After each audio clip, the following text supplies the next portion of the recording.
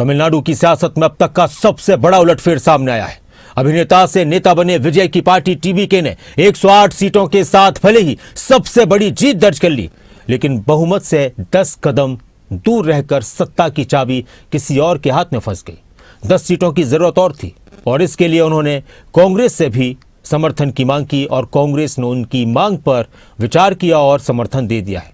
और यहीं से कहानी में एंट्री हुई कांग्रेस की, जिसने रातों रात सियासी गणित बदलते हुए टीवीके को सशर्त समर्थन दे दिया है। यानी समर्थन भी है, भरोसा भी है और शर्तों की एक लंबी फहरिस्त। कांग्रेस ने कौन कौन सी शर्तें टीवीके के सामने रखी हैं और कांग्रेस के साथ टीवीके का यह गठबंधन कितना मजबूत साबित होगा? क्या आसानी से यह सरकार पूरे 5 साल चल पाएगी? लेकिन इसमें कोई शक नहीं कि जिस तरह का प्रदर्शन टीवीके विजय थलापति ने किया है, उससे उम्मीद है तमिलनाडु की जनता को बहुत सारी हैं। ये रिपोर्ट देखिए। कांग्रेस का हाथ थलापति के साथ।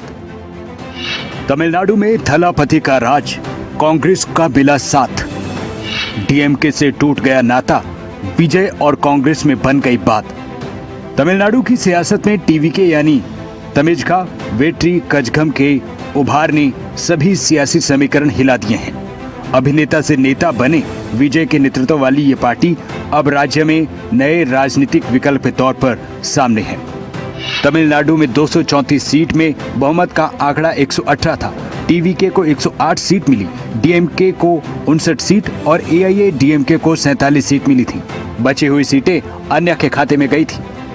टीवीके बड़ी पार्टी बनी, लेकिन बहुमत से 10 कदम दूर रही। यहीं से शुरू हुआ तमिलनाडु का असली पॉलिटिकल थ्रिलर। रात भर चली बैठकों के बाद कांग्रेस ने विजय का हाथ थामा। चुनाव में 108 सीटें जीतकर सबसे बड़ी पार्टी के रूप में उभरी विजय की पार्टी टीवीके को बहुमत के लिए 10 सीटों की कमी थी।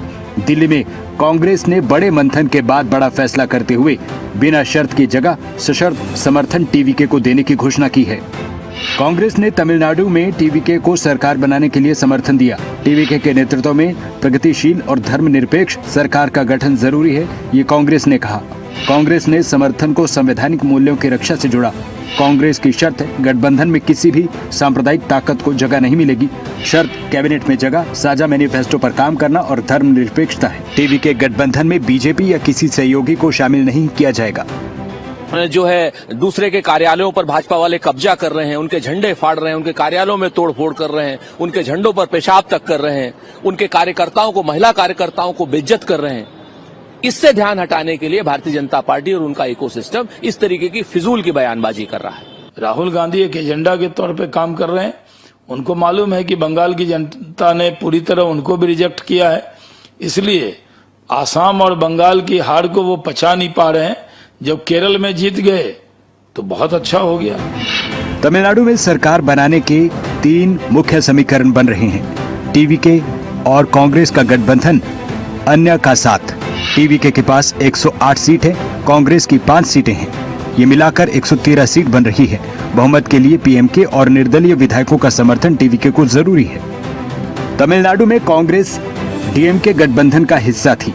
दशकों तक डीएमके की जूनियर पार्टनर रही कांग्रेस ने अब किनारा किया है। बड़ा ट्विस्ट यह है कि सियासत में बदल रहे समीकरण पर कांग्रेस के रुख को लेकर उसके पुराने सहयोगी डीएमके नाराज है। डीएमके ने कांग्रेस को पीठ में छुरा घोंपने वाला बताया है।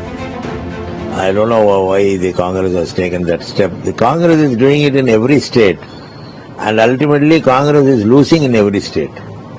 In fact, they are wiped off in Delhi. In West Bengal also they are wiped off. In Maharashtra they have no chance. So Congress is doing something which will close their party. That is what is happening now. Let us see. Congress नेताओं का कहना है कि वो राष्ट्रीय स्तर पर India block में डीएमके के साथ रह सकते हैं, ठीक वैसे ही जैसे पश्चिम बंगाल में टीएमसी, लेफ्ट दल एक दूसरे के खिलाफ लड़ते हुए भी गठबंधन का हिस्सा हैं। फिलहाल तय है कि सियासत का ये नया अध्याय अभी शुरू है और कहानी में अभी कई ट्विस्ट बाकी हैं। ब्यूरो रिपोर्ट, खबरें अभी तक।